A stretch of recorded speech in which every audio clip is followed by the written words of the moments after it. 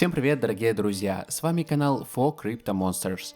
Я всех поздравляю с новым 2022 годом и желаю, чтобы каждый в этом году нашел свой крутой проект, который станет новым биткоином в вашей жизни.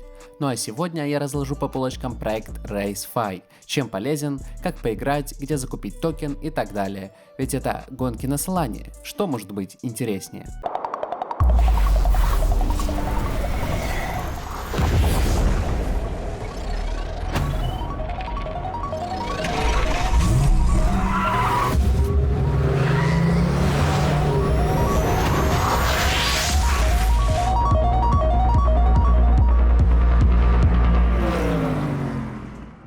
RaceFi — это Play-to-Earn игра на блокчейне Solana.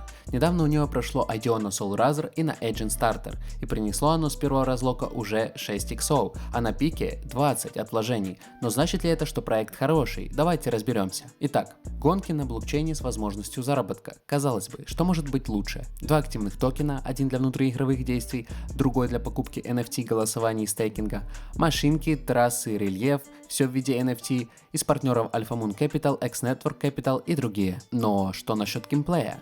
Геймплей игры состоит из того, что вы покупаете машинку, заправляете ее бензином и соревнуетесь в PvE и PvP режимах. В PvE вам нужно будет пройти трассу за определенное время и выполнить несколько заданий, а в PvP очевидно обогнать соперника.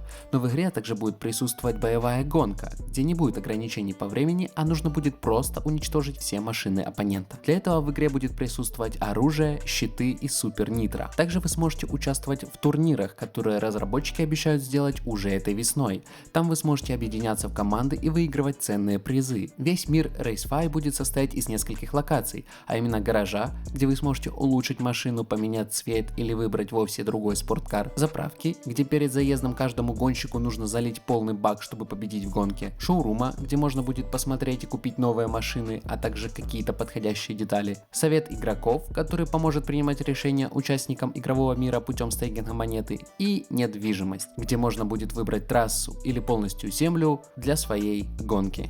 В общем, развлечений хватает. Теперь давайте поговорим о разработчиках и бейкерах. Вот тут меня немножечко удивили люди, которые стоят за этой игрой. Во-первых, это семья Нгуен, так как тут Лин Нгуен, Сон Нгуен, Хеб Нгуен и в советниках Кайл Нгуен.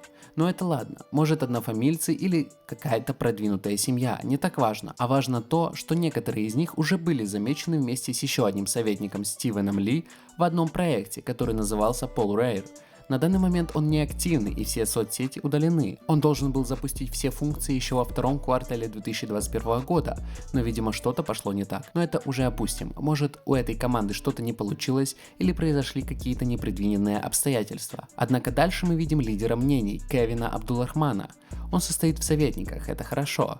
В интернете написано лидер мнений, автор книг и тому подобное. Однако если зайти в его соцсети, то там видно, что он уже как год не появлялся онлайн, а соответственно как-то поддержать проект у него вряд ли получится. И наконец последний из главных SEO этого проекта — это Эрик Су. Он по совместительству SEO X Network Capital является активным пользователем в Твиттере, где, кстати, в большинстве своем продвигаются все криптопроекты. Но поддержал он RaceFi только пару раз, один из которых — это когда их токен листился на KuCoin. Честно сказать, команда у них на троечку, но проект уже собрал $3,5 миллиона финансирования с seed раунда плюс IDO. Как раз насчет финансирования. Токеномика у проекта неплохая, большая часть выделена под награды игрокам, 30%, 20% ликвидность и 20% команде и советникам, что немного настораживает. Также 20% на все предпродажи токенов, IDO, seed раунд и приватный раунд, оставшиеся 5% на ликвидность, 4% на маркетинг и 1% для аирдропов. В целом, вроде неплохо. И теперь важно отметить разблокировку токенов для всех раундов продаж. Для seed раунда 5% сразу, потом 3-месячная блокировка и линейный разлог в течение 12 месяцев. Для приватного раунда 10% выдадут в первых 2 месяцах, 3 месяца блокировки, линейный разлог 9 месяцев. А для IDO 25% сразу и затем каждый месяц по 25% без какой-либо блокировки. И самое главное, что у команды разработчиков блокировка 12 месяцев и затем линейно будут получать токены в течение 48 месяцев. Все-таки не настораживает. Что насчет токена Rcoin? Его еще не выпустили в оборот, но я думаю, что это будет обычная внутриигровая монетка, которую мы будем менять на основную RaceFi, как в большинстве Play-to-Earn играх. Игру обещают выпустить с 1 по 2 квартал 2022 года, хотя данные о релизе игры в белой бумаге и на сайте немного отличаются. А вот что касается NFT машинок, так розыгрыш уже прошел, поэтому первая партия спорткаров уже разыграна внутри сообщества. Что можно сказать в конце? Проект вроде как неплохой, есть амбиции, есть идея, собрана нужная сумма финансирования.